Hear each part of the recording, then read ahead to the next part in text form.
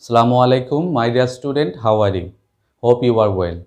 This is Mohammad Ashraful Islam, lecturer, Department of Physics, Milestone College. Today I am here taking an online class. I hope this class will help you the better study at your home.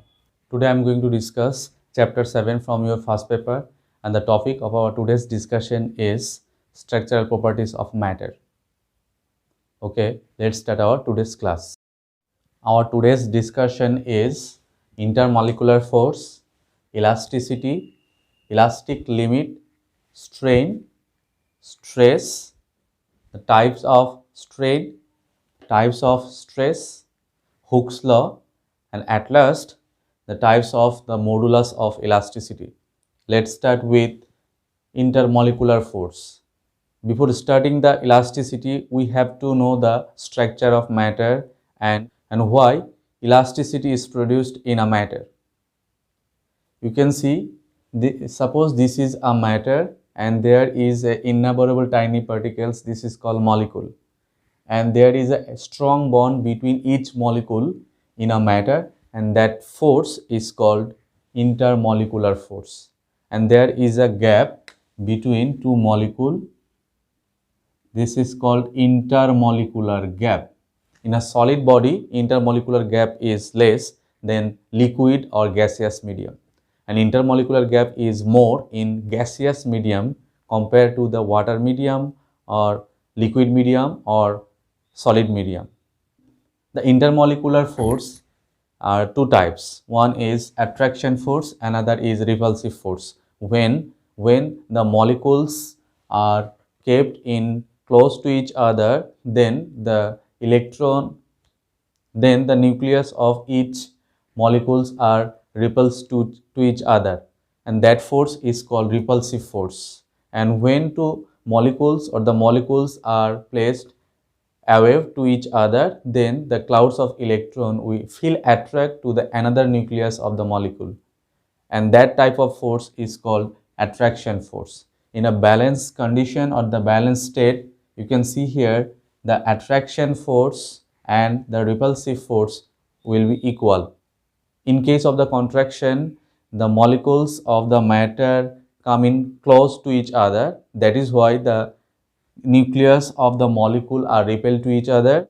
In case of the expansion, the molecule goes away to each other. That is why the electron clouds of the molecule feel attraction with the nucleus of the other molecule. Therefore, if we remove the force due to this attraction force, the molecules again come to close to each other. That is why we can say in case of expansion, the attraction force is more. Now I am going to discuss the important topic, elasticity. Elasticity means the ability of a body to regain its original shape or size when the deforming force is removed. It's called elasticity. Suppose in my hand there is a rubber. If we applied force, then the length or the shape or the size of the rubber is increased. And when we remove this force, then the rubber again regain its original shape. And these properties of the material is called elasticity. Now let's have a look the elastic limit. Elastic limit means the maximum value of the applying force up to which the body remains perfectly elastic. This is called elastic limit. Let's have an example. This is the rubber, and if we applied force, suppose for applying 2 Newton force, its length is increased. Suppose the tolerance level of the rubber is 3 Newton, and if we applied more than 3 Newton force, then the rubber will be torn. So this the maximum applying force up to which this rubber remain perfectly elastic, that is called elastic limit. Let's know what is a strain.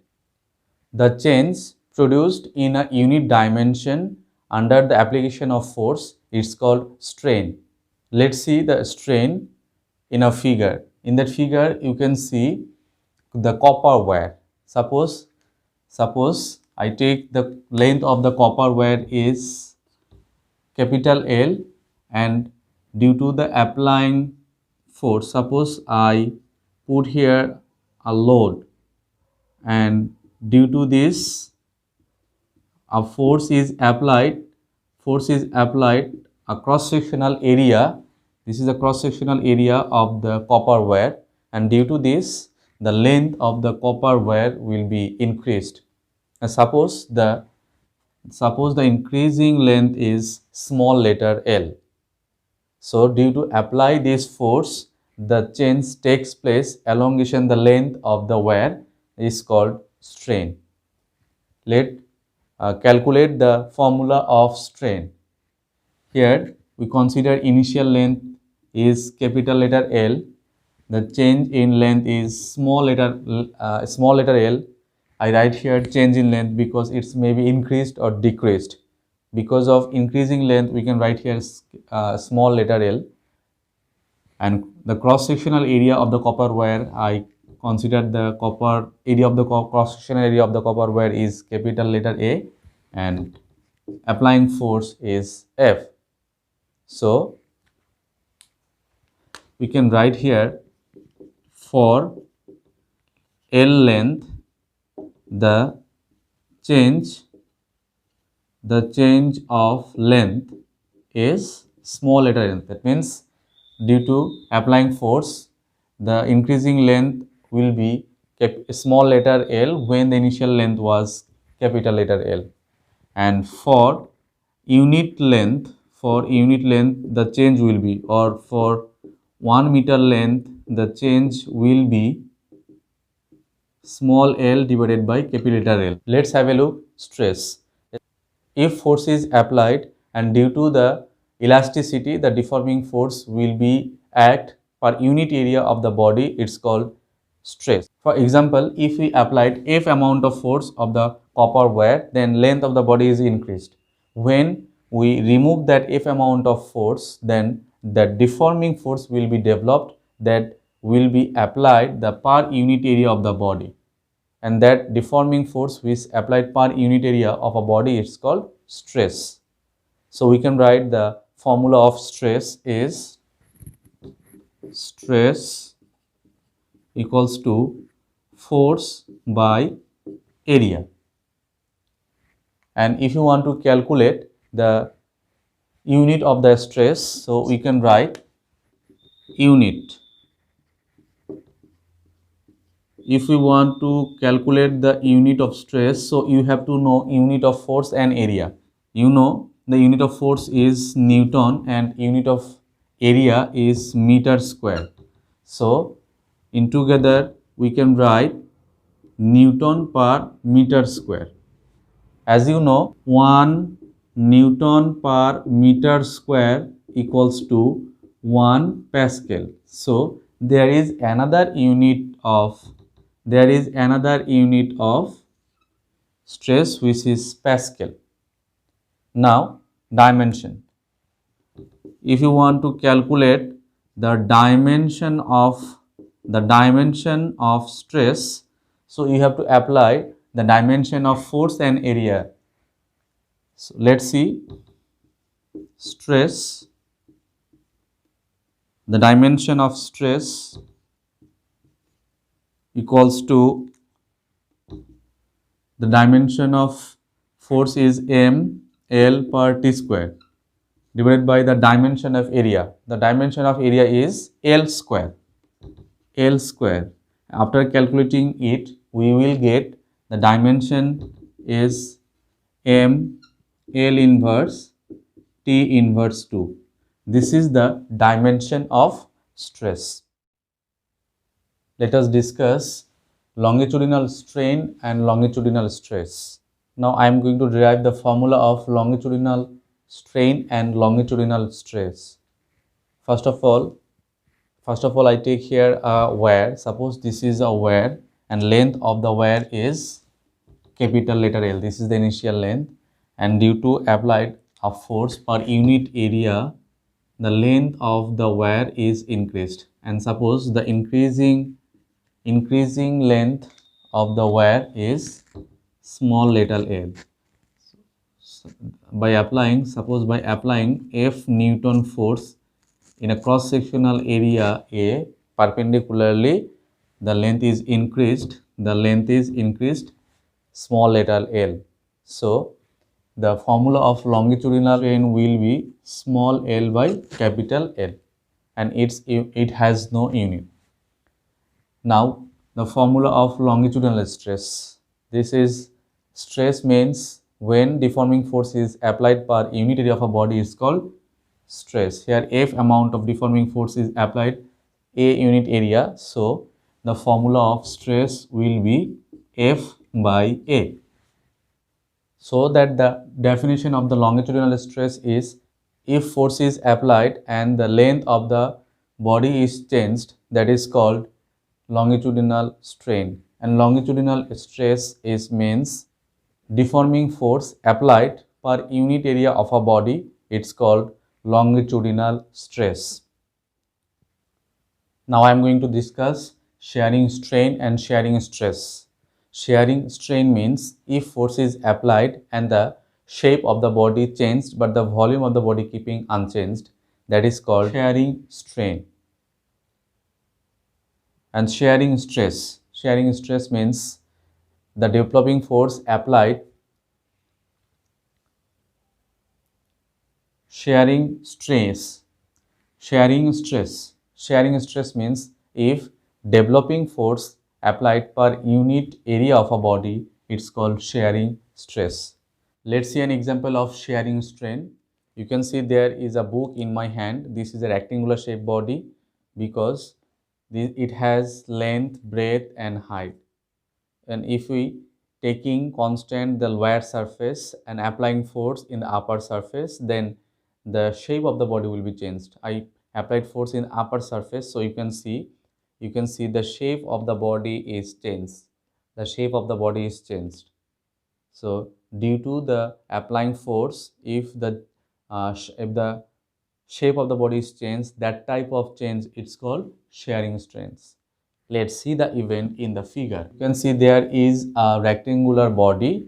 A, B, C is the initial position of the rectangular body, and if we applied force, the one dimension of the body, suppose this body changed its position from A to A prime and B to B prime. Here we can see there is an angle, and if you want to calculate the shearing strain, so you have to calculate the tangent of that angle.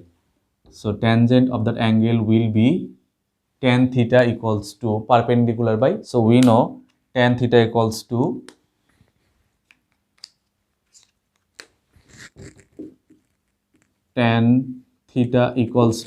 perpendicular. Here perpendicular is A prime, and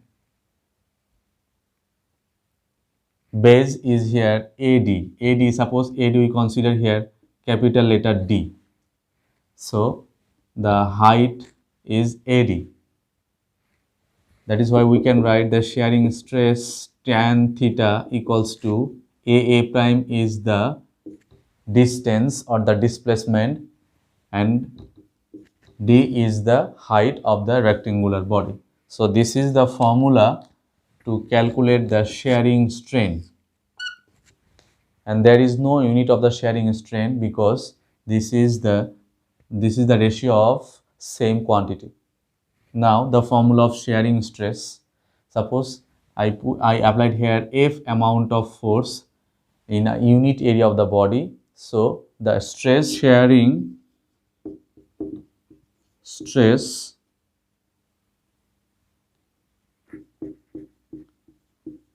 will be the force by area. This formula is similar to the longitudinal stress and the volume stress, and the unit of shearing stress is equal to the longitudinal stress and the volume stress, and it is Newton per meter square. There is another unit of shearing stress which is Pascal. Hope you have understand. Let's have a look the volume strain and the volume stress. First, let's know what is volume strain. Volume strain means if force is applied and the volume of the body is changed, then it is called volume strain. And volume stress. Volume stress means if force is applied and due to the elasticity, the deforming force which is developed per unit volume of body, it's called volume stress. Let's see an example. In my hand, you can see there is a balloon. If we applied force, suppose if we compress the balloon, that is if we applied force in the balloon, the volume of the balloon is decreased. So this change per unit volume of the balloon is called volume strain. Let's calculate the formula of volume strain. Suppose this is a spherical body, and if we applied F amount of force perpendicularly on the balloon, and let's see the initial volume of the body is capital letter V, and after applying F amount of force,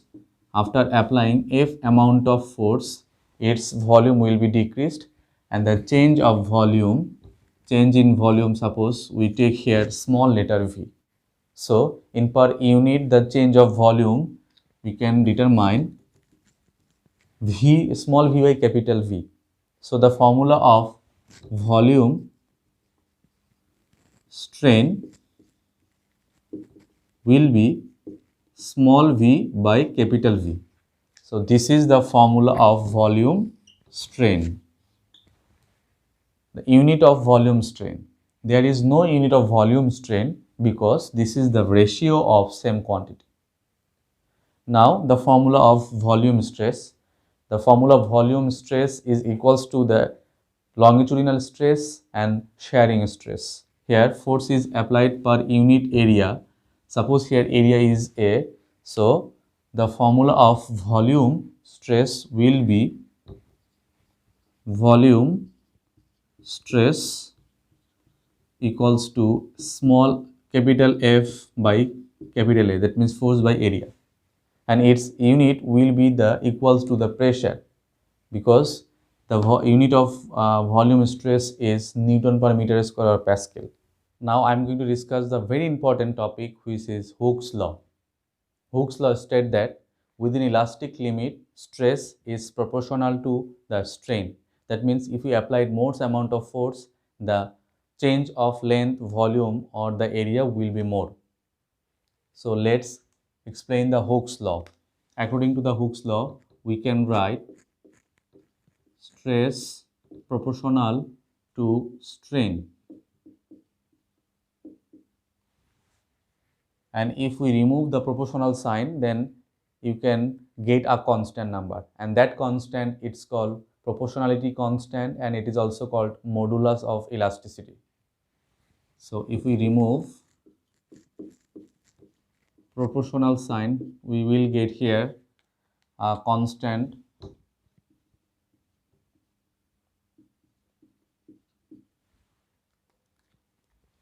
into strain. That is why we can write constant equals to stress divided by strain. Stress divided by strain. And this constant is called modulus of elasticity.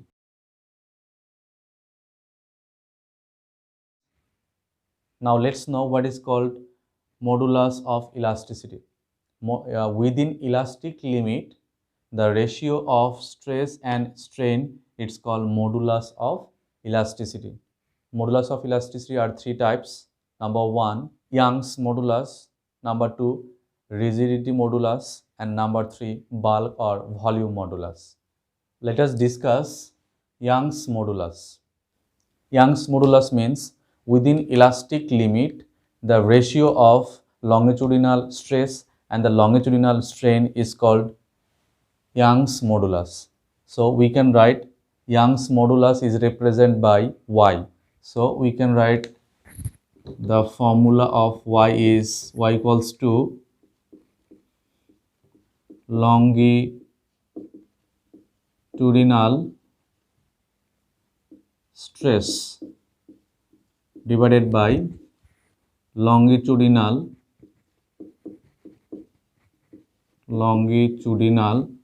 strain. And you know the formula of longitudinal stress is F by A, and the longitudinal strain is small l by capital L. So if we arrange this equation, then you can write y equals to small f capital L divided by small l into A. So this is the formula of Young's modulus. Here capital F is the applying force and A is the area. Small l is the increasing length or the change in length, and capital L is the initial length. Let's have a look the unit of the Young's modulus. Unit. If you want to calculate the unit of Young's modulus y, so you have to put the unit of force, which is Newton, unit of initial length, which is meter, unit of final change in length, which is also meter, and unit of area is meter square. And after calculating it, we will get Newton per meter square. That is why we can say the unit of Young's modulus is actually equal to the unit of the stress, which is Newton per meter square. So there is another unit of stress, which is Pascal. So the unit of y also be Pascal. Now dimension of Young's modulus. If you want to calculate the dimension of Young's modulus y, you have to put the dimension of force and length area first. So if you put the value of dimension of force ml per t square, dimension of initial length is capital letter L, dimension of increasing length or the change in length is capital letter L, and dimension of area is L square. So L will be cancelled out. So the dimension of Young's modulus L will be m L inverse T inverse 2, which is similar to the dimension of the stress. Hope you have understand.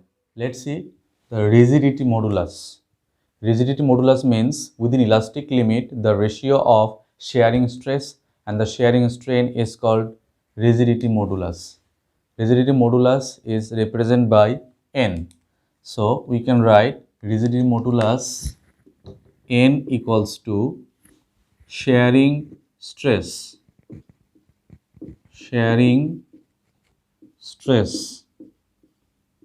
divided by shearing strain.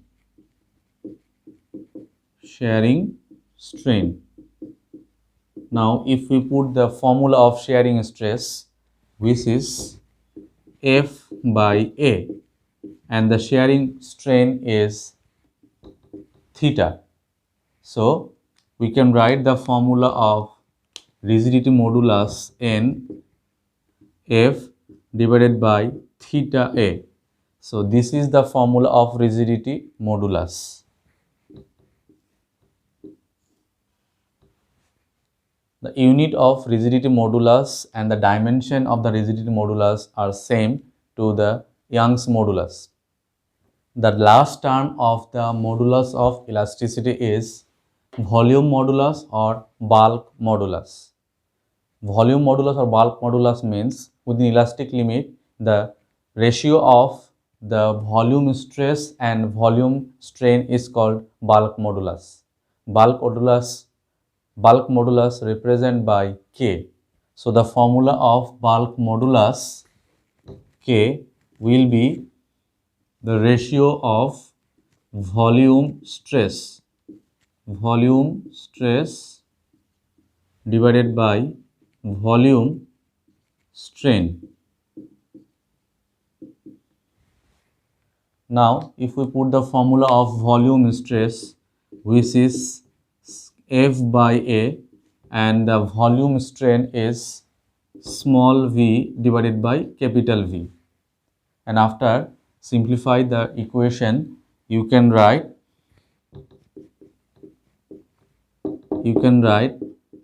k equals to f capital letter V small v divided by A. So this is the formula of bulk modulus K. An unit of the bulk modulus and the dimension of the bulk modulus are similar to the unit and dimension of Young's modulus. Before starting the mathematical problem, let's see all the formula that I have discussed in my class.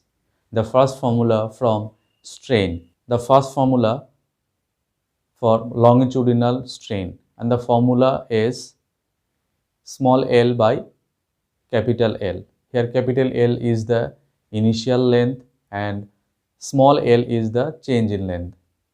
Next formula, the shearing strain. The formula of shearing strain is tan theta equals to small d divided by capital D.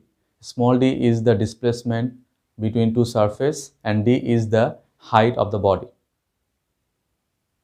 And third formula for volume strain, and the formula of volume strain is small v divided by capital V. Here capital V is the initial volume and small v is the change in volume. Now formula number 4, the formula is stress equals to F by A. Here F is the force and A is the area. Now formula of Young's modulus, the formula number 5, the formula is y equals to capital F capital L divided by small l divided by capital A. Now the formula of rigidity modulus, the formula of rigidity modulus is n equals to F divided by theta into A. Here F is the force, A is the area and theta is the shearing strain. Now the last formula, the formula is volume or bulk modulus. The formula is K equals to capital F into capital V divided by small v divided by A. These are the formula of our today's discussion. Let's start to solve two mathematical problems. Let's solve first mathematical problem. You can see the question is how much force is to be applied on a steel wire of 1 millimeter square of cross-sectional area to increase the length by 5%. And here the value of y, this is modulus of elasticity or Young's modulus is given 2 into 10 to the power 11 Newton per meter square. Okay, let's solve the math. First, I write here the given information. Initial length. Let's consider initial length is L. Initial length is L, and in the question it says the length will be increased by 5%. So the increase in length L will be 5% of its initial length. So we can write here 5% of its initial length, that is L. So we can write here L equals to 5 divided by 100 into L, and we will get the increase of length is 0.05 L. This is the increase of length and it is represented by small letter L. And here area is given, it is given 1 millimeter square. So area is here 1 millimeter square, and you have to convert millimeter square to meter square, so that you have to multiply it with 1 into 10 to the power minus 6, and unit will be convert millimeter into meter square, millimeter square to meter square.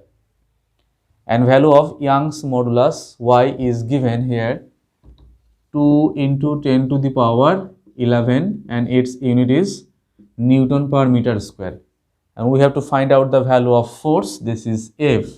So we can write F equals to what? And you know the formula of Young's modulus is Y equals to F divided by A divided by L into capital L. This is the Young's modulus, which is the ratio of stress by strain. Now, if we simplify the formula, then we can write F into capital L divided by small l into A. We have to calculate the value of F. So, we can write here F equals to Y L A divided by capital letter L. Now, if we put the value of Y, L, A and capital letter L, then we will get the value of F. Let's put the value. Y is here 2 into 10 to the power 11. Small l is here 0.05 L and the area is here 1 into 10 to the power minus 6, and we consider their initial length is L. So L will be cancelled. So after calculation that expression, we will get the force will be F equals to 1 into 10 to the power 4 and unit of force is Newton. This is the answer of the first application based question.